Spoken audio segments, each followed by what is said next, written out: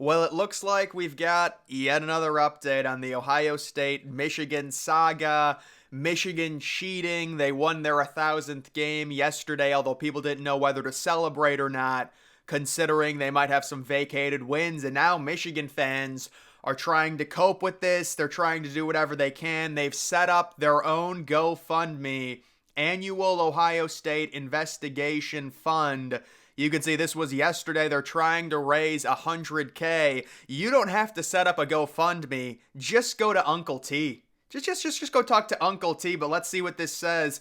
After being frustrated with the unfair and unprecedented targeting of the University of Michigan football by both the Big Ten and the NCAA due to mob-style pressure campaigns from our biggest rival, Ohio State. This fund is set up to even the clearly tilted playing field. It is clear that Ohio State affiliates, organizations funded and coordinated a targeted PI firm investigation into Michigan football in an attempt to sabotage Michigan and prevent them from being full strength against Big Ten competition. This fund is strictly set up to fund an extensive annual private investigation of the Ohio State University football program and all legal and media campaign fees required to expose any violations or crimes and make sure punishments are fairly handed out. Every dime will go towards, I'm guessing, those procedures there at the end. I didn't click on read more, but Michigan, they're out of control. They don't know what to do.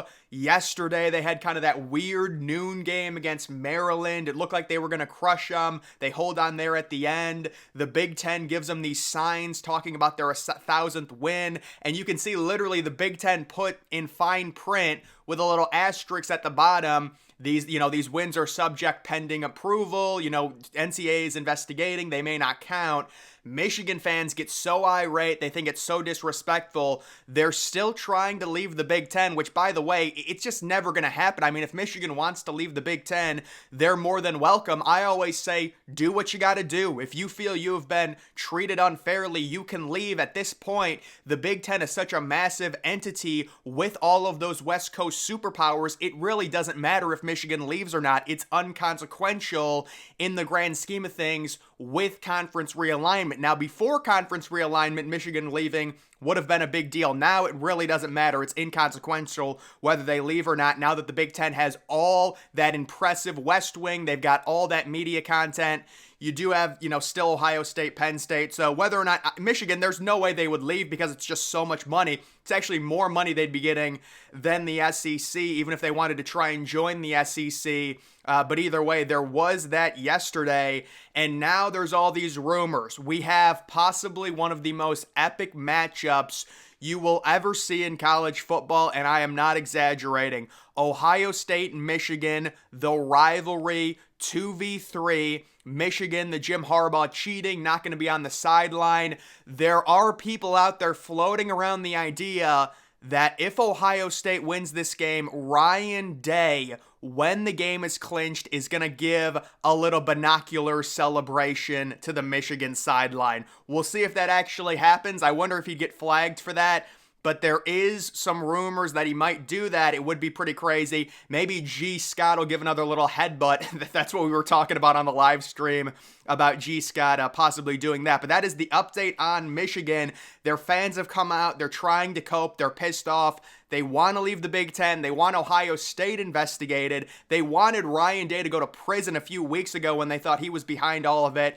And then the Big Ten, in their investigation, came out and said, no, Day and his brother, or whoever they thought, none of them are really implicated or involved in this investigation. We will see what also comes out with the NCAA. Yesterday, we learned that Harbaugh might be facing a massive long suspension next year, and that got people wondering. See, this is the problem for Harbaugh. He was originally suspended 4 games this year. Michigan self-imposes a 3-game suspension on him. Well, let me get that right. They were going to table it until next year. Yes, that's what it was. Michigan had a very weak non-conference, so Michigan says, listen, we're probably still going to face an NCAA suspension for Harbaugh next year, but if we self-impose a 3-gamer against 3 horrible non-conference opponents this year, the NCAA will probably only suspend Harbaugh 1, maybe 2 games next year, which is very important because they face Texas week 2, I believe. So Michigan tried getting out in front of it by self-imposing a Harbaugh 3-game suspension this year, thinking maybe worst case scenario next year it'll be a 2-game suspension for the recruiting violations that Michigan had, which by the way it's more than what Michigan fans were saying. They kept saying it was about a hamburger. That's not what it was at all. It was about violating a dead period. But I will say SEC teams do a lot worse than that. I agree with Michigan fans. That's a bit ridiculous. But either way, he was going to face a suspension. They self-impose it, but now with all of these other allegations, if he was already facing a suspension, in 2024, it's only going to get that much worse if you're talking about the Big Ten doing a quick investigation and suspending him for 3 games just based off of like a few weeks worth of evidence. Like imagine what the NCAA is going to be able to dig up. He's looking at possibly a full year suspension or at least a 7 or 8 game suspension next year, which has people wondering, would he go to the NFL? Would he be welcomed back in NFL circles? Would he try and stay at Michigan? What happens to Michigan? Would they consider doing some type of bowl ban? A lot of people are suggesting that's what's coming. A lot of this comes down to the whole Central Michigan tie. What's going on with that? Was Connor Stalions actually confirmed on their sideline? Because we still, remarkably, don't have anything when it comes to that situation.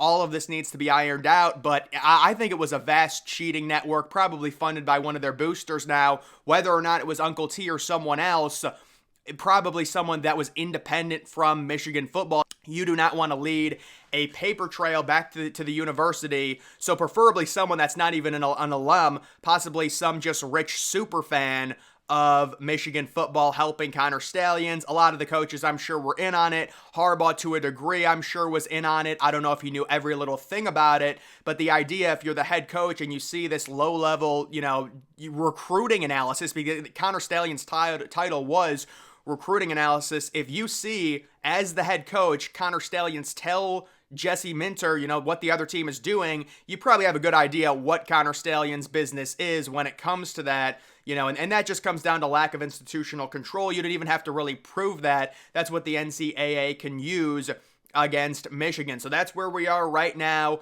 It's Michigan, Ohio State. There's a lot of bad blood. I believe Michigan, they were originally 5.5-point favorites. I'm guessing that line is dropped to 3.5. If you look at the ESPN FPI, it's got it basically as a 3-point edge for Michigan. Pretty much any analytics will say Ohio State and Michigan this year are virtually tied, which means, Michigan being at home, they should get 3 points. But I don't know, without Harbaugh, I know people are speculating, well, Harbaugh is still influencing the game. He's telling Michigan what to do. These last 2 weeks, Michigan has been very timid, it seems like. They've kind of turtled up and just ran the ball. And I don't think J.J. McCarthy's like a Heisman-level quarterback, but he's still good. Like, you still have to throw the ball around sometimes. I guess against Penn State it kind of worked, but still, it was very strange. You're not throwing the ball at all in the second half. J.J. McCarthy's still a solid quarterback. You think they would at least try it a little bit. I do not think that's going to work against Ohio State. Ohio State has a very solid run defense, and Blake Corum this year, Donovan Edwards even worse. I think Donovan Edwards is averaging like 3.5 yards per carry. Blake Corum, though, has not looked that great. I know he has 20 touchdowns, but if you look at his total yards and yards per carries, it's a little bit more inefficient than last year. Michigan's run game is not nearly as good as they were last year when it comes to that. But this is the game of the year. You love nothing more than this. If you're Ohio State and you're Michigan, you're going to be number 1 in ratings. I mean, how many straight years is Ohio State and Michigan number 1 in ratings now? Remember when SEC people were trying to argue with us and say, the Iron Bowl is bigger. The Iron Bowl, when is the last time the Iron Bowl outrated Ohio State and Michigan? I honestly, I'm not even sure if it's ever outrated Ohio State and Michigan. And it's nothing against the Iron Bowl. It's just when you have 2 fan bases that are significantly bigger than Alabama and Auburn, this is what's going to happen. There is no rivalry that is bigger than Ohio State and Michigan. And every year it's 2v3, 2v3, 2v3. I was rooting against Georgia because I wanted it to be 1v2. it would have been crazy. But this game, you're looking at probably 20 million people watching it, by far the number one rated game. And then very likely winner is in, loser is out. Obviously, last year that didn't happen. You had Ohio State lose but still make it. But this year the landscape is a little bit different. I just recently talked about it to where you have a lot of teams that are undefeated. You're looking at Texas possibly getting in over a one-loss Ohio State or Michigan. You're looking at FSU. What's going on with them? What about an argument of an undefeated FSU against a one-loss Michigan with a really close loss to Ohio State? But FSU has their backup quarterback and they barely beat FSU might lose to Florida for all we know, but I think Graham Mertz is actually injured, so maybe not. A lot of this should be cleared out. I will say, if you are an Ohio State or Michigan fan, just, on the basis of in case your team loses, you're going to want to root heavily against Texas, FSU, Washington, Oregon, and Alabama. You want those teams to lose. If those teams lose, you've got a very good chance of still making it. But that's a lot of teams that are going to have to lose. So we will have to see what happens. But right now, I am seeing Michigan sitting around 3.5 point favorites. It was originally 5.5. It's come down a little bit. Michigan without Harbaugh, to me, they've been a little bit more timid. We'll see if they open things up a little bit against Ohio State. I'm guessing they will, being at home. The 2 games without Harbaugh so far have been on the road, and obviously Harbaugh is going to have an influence. He can be practiced with them throughout the entire week, but on game day, he will at least not be there. We will see, though. Either way, guys, that is going to do it for this video. Make sure you're following me on X. Link to that's always in the description.